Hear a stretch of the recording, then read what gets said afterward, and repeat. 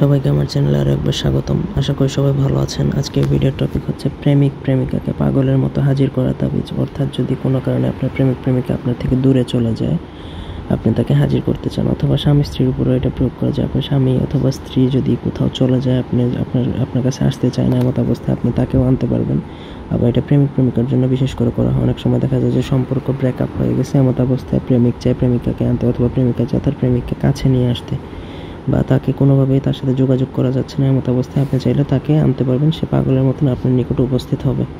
তো প্রথম থেকে পুরো ভিডিওটা না টেনে শেষ পর্যন্ত দেখুন। আমার চ্যানেলটা অবশ্যই সাবস্ক্রাইব করবেন, লাইক কমেন্ট শেয়ার করবেন। আপনারা যদি আমাদেরকে দিয়ে কোনো ব্যক্তিগত কাজ বা তদবির করাতে চান, সেক্ষেত্রে স্ক্রিনে দেওয়া নাম্বারে সরাসরি ফোনে বা হোয়াটসঅ্যাপে যোগাযোগ করে যে কোনো কাজ করাতে পারবেন, দেশে বা দেশের বাইরে থেকে। তো স্ক্রিনে দেখুন আমরা যে নকশাটা দিয়েছি, এটা কোকা পণ্ডিতের ইন্দ্রজাল থেকে নেওয়া নকশা, হিন্দু নকশা। তো আপনারা যদি হিন্দু তদবির করতে চান, সেক্ষেত্রে এটা করতে পারেন, এবং অত্যন্ত শক্তিশালী এবং পাওয়ারফুল।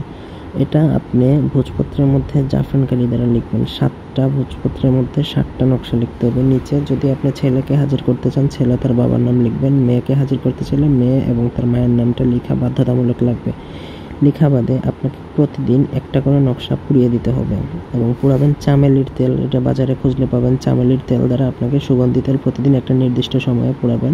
শনিবার থেকে শুরু করবেন আমার অনুমতি নিয়ে শুক্রবার পর্যন্ত। এর মধ্যে মেয়ে বা ছেলে যার জন্য করবেন সে উপস্থিত হবে, এটা একদম নিশ্চিত। কিন্তু উপস্থিত হয়ে গেলেও আপনাকে 7টা জ্বালিয়ে কমপ্লিট করতে হবে। মনে করেন 3টা জ্বালালেন, এরপর উপস্থিত হয়ে গেলে বন্ধ করে দেবেন, এমন করলে হবে না, সেক্ষেত্রে হিতে বিপরীত হবে।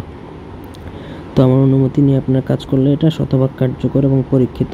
তো এই ছিল আজকের ভিডিও। ধন্যবাদ সবাইকে। আল্লাহ হাফেজ।